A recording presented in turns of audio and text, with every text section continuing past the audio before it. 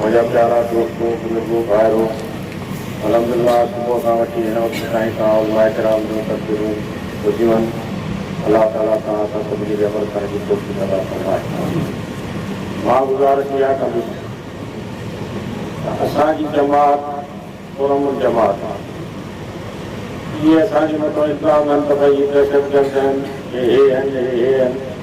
असांजो कंहिं बि दहशतगर्दी सां क़त्लो क़िताल सां वास्तो न आहे। इहा ॻाल्हि ज़रूरी आहे त जेको सहाबा जो दुश्मन आहे, जेको सहाबा जो गुस्ताख़ आहे, उन खां नफ़रत ज़रूरु आहे।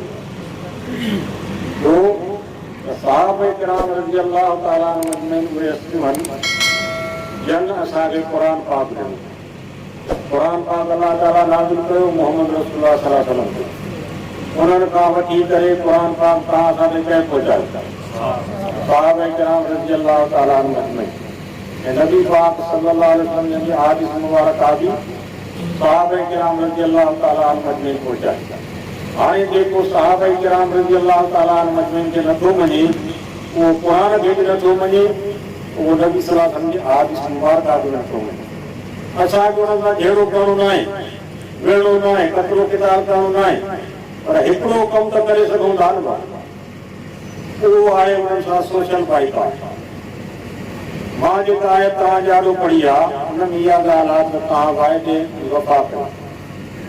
वाइदे जे बारे में तव्हां खां पुछा कयो, सोचे सम्झी वाइदो कयो त बाबा जेकॾहिं असां सहाबा जे गुस्ताख़ सां बाइकाट करे सघूं था, हिन में जहिड़ो त न आहे न बाबा।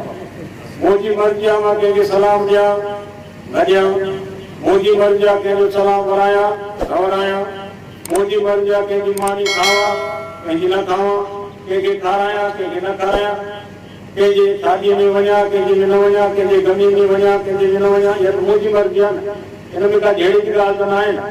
असां मुस्लमान कम अॼु कमु एतिरो कयूं त सहाबा किराम रज़ी अल्लाह ताला अजमईन जे गुस्ताख़ सां सोशल बाइकाट त कयूं।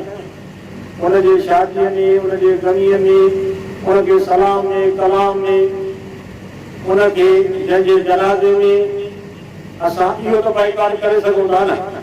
इन जे लाइ जेके साथी इहो बाइकाट कंदा, जेकॾहिं तव्हां सां मुस्लमाननि इहो बाइकाट कयो सहाबा जे गुस्ताख़नि सां, त तव्हां यादि रखो हू पंहिंजे मौत पाण मरी वेंदा। तव्हां जेकॾहिं वाइदो करणु चाहियो था, सोचे सम्झी त बाबा सहाबा जे गुस्ताख़ सां अॼु खां असां बाइकाट कंदासीं, त पोइ हथु मथे करे वाइदो कयो।